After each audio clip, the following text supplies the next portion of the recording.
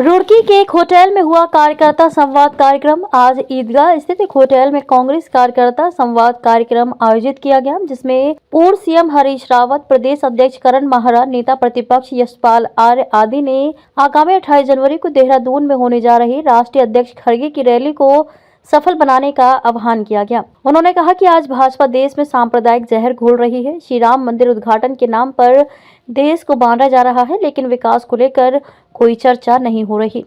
वक्ताओं ने कहा कि कांग्रेस की रैली न होने को लेकर सरकार अड़ंगा लगा रही है। अधिकारी अनुमति के बाद भी कार्यक्रम नहीं करने दे रहे। वहीं सचिन गुप्ता ने कहा कि रुड़की से 2 52 सीटर व 10 अन्य बस रैली के लिए तैयार की गई है, जिसमें सभी लोग राष्ट्रीय अध्यक्ष को सुनने के लिए पहुंचेंगे। वहीं सचिन गुप्ता द्वारा आयोजित कार्यक्रम में काफी हद तक कांग्रेसी एकजुट नजर आए। तैयारी है, बहुत जोश और खरोश है कार्यकर्ताओं में। और 28 तारीख को हमारे लोकसभा जीतो, परिवर्तन लाओ, इस अभियान को की शुरुआत करने के लिए, इसकी शुभारंभ करने के लिए श्री मल्लिकार्जुन खड़गे जी, जो गांधी, नेहरू, अंबेडकर की परंपरा के ध्वजवाहक हैं, राष्ट्रीय अध्यक्ष, वो पधार रहे हैं। 28 तारीख को देहरादून पधार रहे हैं। और उम्मीद है कि रुड़की से और हरिद्वार से भारी संख्या में उनके स्वागत के लिए कार्यकर्ता देहरादून पहुंचेंगे। हाँ, ये बहुत ही निंदाजनक है। और जिस तरीके से भारत जोड़ो न्याय यात्रा को रोका जा रहा है, जिस तरीके से राहुल गांधी जी के ऊपर आक्रमण करने की कोशिश हो रही है, कांग्रेस के नेतागणों के ऊपर हिंसक हमले हुए हैं, ये सब ये बताता है कि राहुल गांधी जी की जो है भारत जोड़ो न्याय यात्रा के साथ जनमानस जोड़ रहा है। घूमड़ करके लोग आ रहे हैं उनके स्वागत के लिए। उससे केंद्र सरकार और असम की सरकार घबराई हुई है। वहाँ के माननीय मुख्यमंत्री हर हालत में उस यात्रा को विफल करना चाहते हैं। हम जाएंगे। राम सबके हैं, राम हमारे भी हैं, राम हमारे आराध्य हैं, हमारे पूजनीय हैं। बस अंतर इतना है, हमारे लिए राम आस्था है, विश्वास है, सत्य हैं, हमारे लिए सब कुछ हैं। भाजपा के लिए राम राजनीति है। हम उनको प्रणाम करने के लिए, उनका आशीर्वाद लेने के लिए अयोध्या जाएंगे। तो क्या निश्चित तौर पर दुनिया के अंदर हमेशा मोहब्बत की जीत हुई है, हमेशा प्यार और स्नेह की जीत हुई है, सहिष्णुता की जीत हुई है। जो हिंसा की ताकतें होती हैं, जो घृणा की ताकतें होती हैं, जो मतभेद पैदा करने वाली ताकतें होती हैं, उनको हमेशा नीचा देखना पड़ा है और भाजपा को नीचा देखना पड़ा। आप लगातार ये मेरा कर्तव्य है।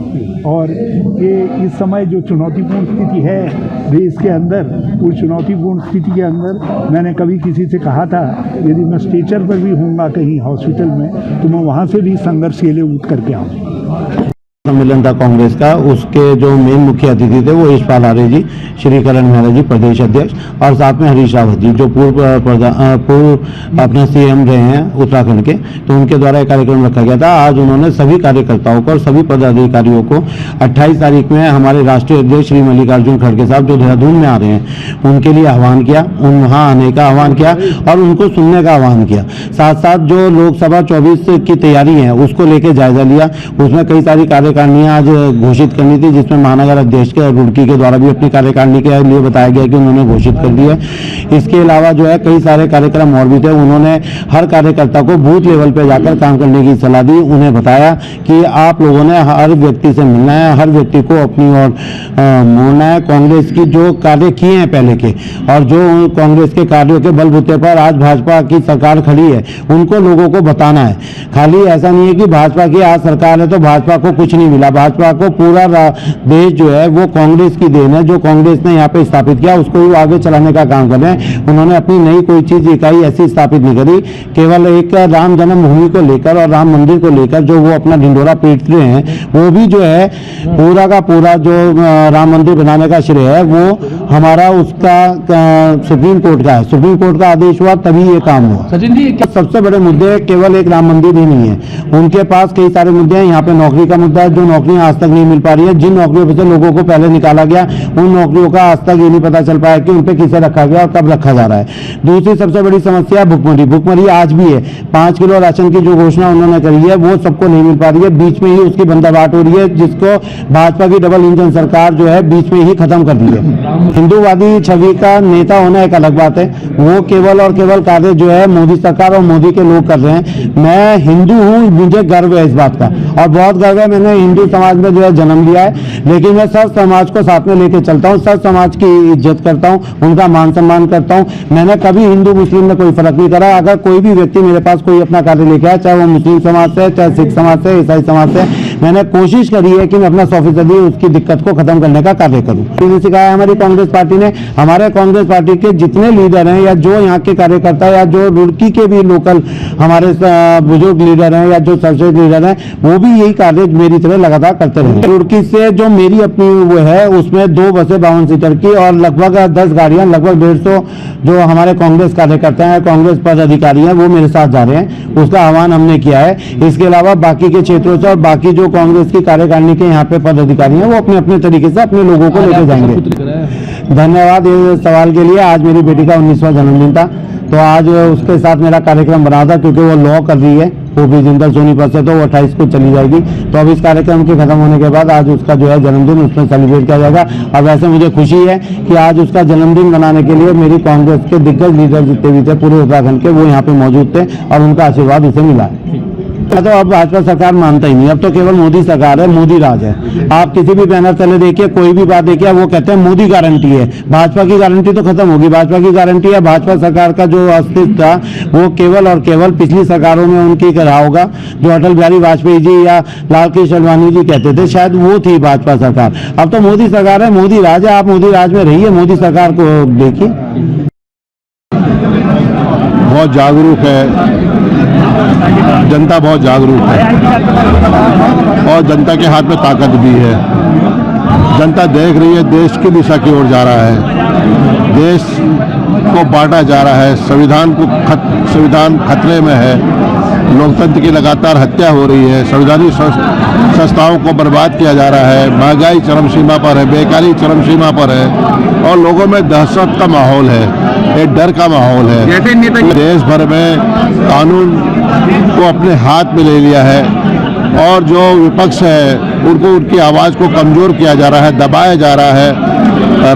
आदरणीय राहुल गांधी के साथ जिस तरह से असम में उनके साथ दुर्व्यवहार होता है, मंदिर में जाने से, प्रवेश करने से रोका जाता है, तो क्या ये लोकतंत्र में ऐसा संभव हो पाया है? आज तक लोकतंत्र में आज़ादी है, मौलिक अधिकार है, उनका भी हनन हो रहा है। तो निश्चित यहाँ की आवाम, देश की आवाम सारे मुद्दों को, जो आज के मुद्दे जिस तरह से देश कमज़ोर करने की साजिश हो रही है, देश के सामने जो एक सवाल खड़े हैं उसको देखते हुए यहाँ की आवाम एक फैसला लेगी जो कांग्रेस से हक में होगा।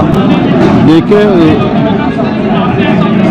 सारे मुद्दे, महंगाई, बेरोजगारी, भ्रष्टाचार, तमाम मुद्दे आज हवा में तैर रहे हैं, लोगों की जुबान में हैं और जो